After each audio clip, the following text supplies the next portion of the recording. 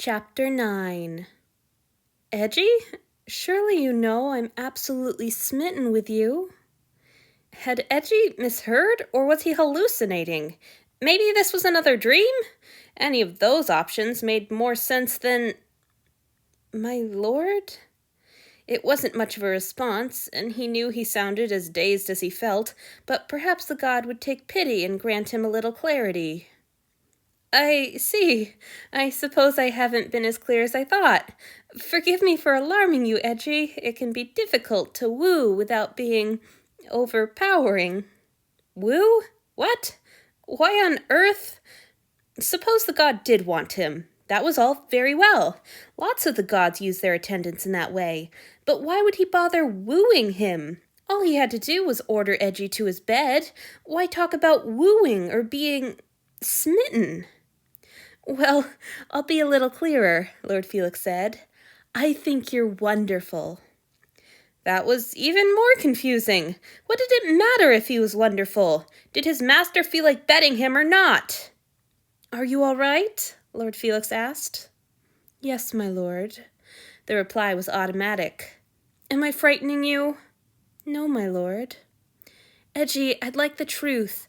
Take a moment to think over your mind and body, please. Then tell me if you're frightened. It was easier to search for one particular emotion than to deal with all his questions and confusions. Eiji gratefully pushed the chaos to the side and considered himself. He was tense. He was confused. He was hopeful, and he hated himself for it.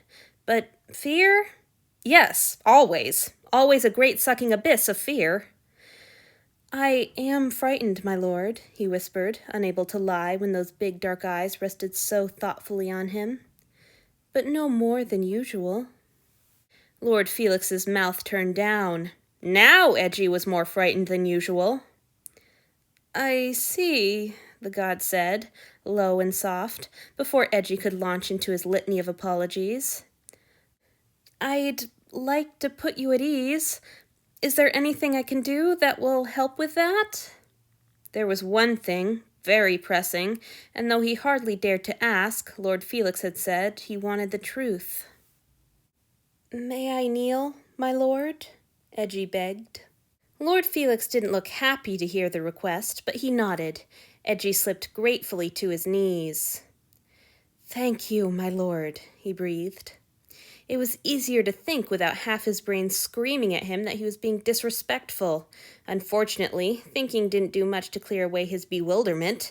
What on earth did Lord Felix mean by smitten? Why was he saying all these things? Is that better? The god asked. Yes, my lord, thank you. He dipped his head, but then forced himself to meet his master's eyes again. Lord Felix had been clear about his desire for eye contact. Well, that's good, then. The god's smile was so kind and, though Eiji hardly dared to think it, a little awkward.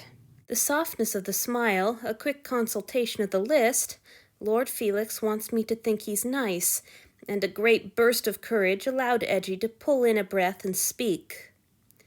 My lord honors me far beyond my worth with such attentions, he said. Please use this body in any way you desire, my lord.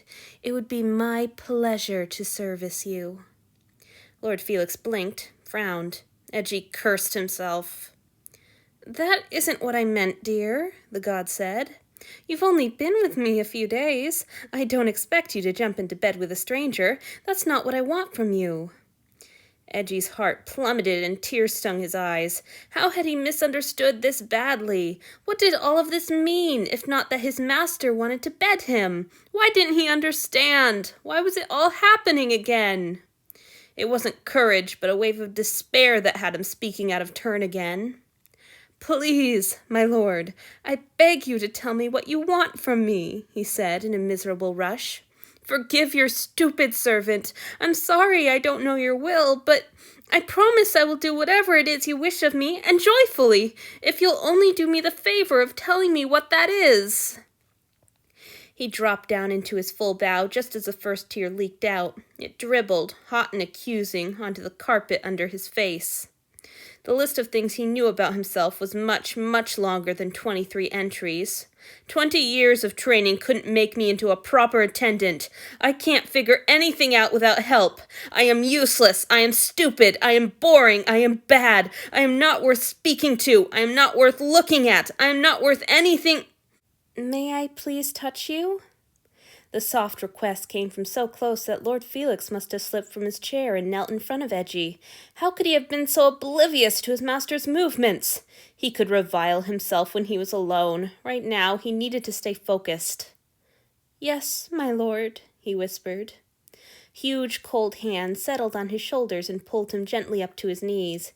He kept his gaze focused on the god's chest and tried to ignore the hot tears chasing each other down his cheeks. Lord Felix made a soft sound of distress. Oh, Eiji, forgive me. I didn't mean to upset you. Let me be clear. I'll tell you what I want from you. It had been a bold request. Eji's hopes had extended only to the desperate wish that he not be punished for voicing it. He hadn't thought that it would actually be granted. This was what he'd always needed and never earned the chance to have. This would make everything better. Clear away the confusion and show him how he should serve. This would show him how to be a good attendant and earn his master's favor at last. He would never have to be invisible again.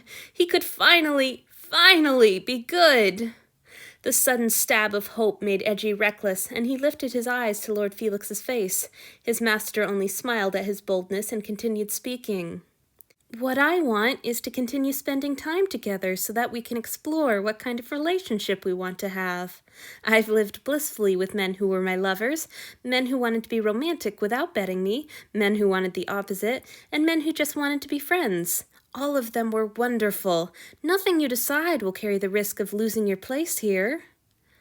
But Eiji realized he was about to argue with the god and cut himself off, horrified.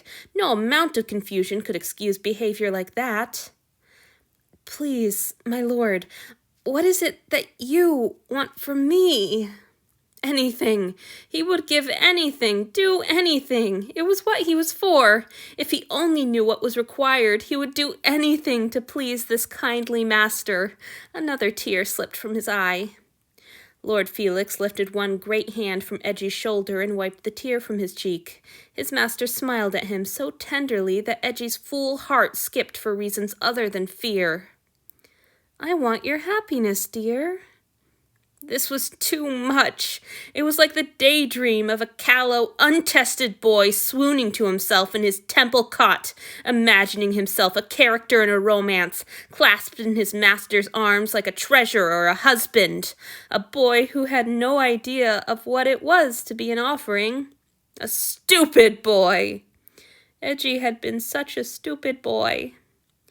You see, Lord Felix went on, one of my many flaws is a tendency to fall in love fast and hard. I'm quite ridiculous that way. You've captivated me, Eiji, so please believe me when I say that what I want is to give you whatever it is you want. If that's me, you'll have me. If it's another lover, I'll help you any way I can. If it's no lovers, I'll be happy to live with you as friends. As long as I get to see that smile again one day, I'll be perfectly, foolishly happy. It was overwhelming, terrifying even. Eiji felt full to bursting with unknowable emotions and simultaneously scraped so hollow that he would echo if somebody rapped him. What did all of this mean? Why was Lord Felix saying these things? How could he be so cruel as to taunt Eiji like this? He didn't mean it. He couldn't. Because a week ago, Eiji would have been transported with joy at a half-distracted grunt of good morning, and now his master was staring into his face and talking like a hero from a song with his big dark eyes fixed on Eiji, his full attention on Eiji. It should have felt good, but it was like a file being scraped directly over his brain. Eiji felt both exposed and crowded into a corner. His head spun and his heart thudded frantically. My lord, he said, but his voice was trembling and his vision was blurred, and he didn't know what he planned to say next. One chilly hand traced lightly down his arm and took hold of his own shaking fingers.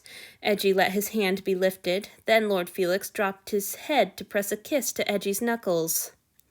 His lips were just as soft as they had been last night. Also like last night, there was no demand in the gesture, no taking. Eiji felt simultaneously relieved as the pressure of his master's gaze was broken, and overwhelmed by confusion at Lord Felix's actions. "Please, my lord, why?" he asked before he could stop himself. He regretted the words at once. In the first place, he had no right to question his master. In the second place, he had not worded his question well at all. How the hell was Lord Felix supposed to answer a plea like that? The god didn't get angry, though. He just lifted his head again to smile at Eiji. "I was impressed by everything your cadre said about you. They said you were a dedicated worker, that you pushed yourself hard, that you were focused and driven. I admire people like that, so I was interested to meet you. But I didn't plan to ask you to live with me until I saw your smile. If you remember, you didn't know what I was at first, and you gave me this smile." Lord Felix's gaze had gone a little unfocused, and he gave a sigh that wouldn't have seemed out of place coming from Eji's own lips as a dreamy teenager. It was so strange to hear that high, wistful sound coming from such a big man, big god, who probably still had some blood under his nails. "I liked the way you stiffened up when Zenji underestimated you," his master went on. "I like how a challenge makes you batter against it instead of cowering away. I like the way you think before you speak. I love watching your mind work. And of course you know you're shockingly beautiful. You hardly need me to tell you so. But if I still needed to breathe, well, it would be a problem with you around." Too much, too much, too much! Eiji shouldn't have asked for more when he couldn't handle the attention he was already getting. But Lord Felix's voice was so earnest and his face was a little bashful, and this had to be a cruel dream or a crueler joke, because there was no other way to fit it into Eji's experience. Every word felt like a spark landing on exposed skin. Too much! Stop, please! He had to escape. He had to get up and run and find a safe, dark place with no eyes so he could breathe again. But he didn't have permission. He needed to stay. He needed to pretend for this conversation, if no other, that he could be good. Lord Felix gave a self-conscious shrug. "I know it's not much to know about a person before nattering on about love. Like I said, I'm a little ridiculous, but I think you're fascinating, and I just want to talk with you every day and find out more about you. That's all I'm asking." That was when Eji's mind ground to a halt. It was all overwhelming, but the idea of someone, anyone, let alone a god, wanting to learn about him and know him... He put his hands over his face so that at least he wouldn't have to see his master looking at him, and he cried. He cried hard and silently, and if Lord Felix said anything else to him, he didn't hear it. He was only dimly aware of massive arms gathering him up and carrying him carefully to his bed. The last thought he had was, "Why now?" Then he fell into an exhausted sleep.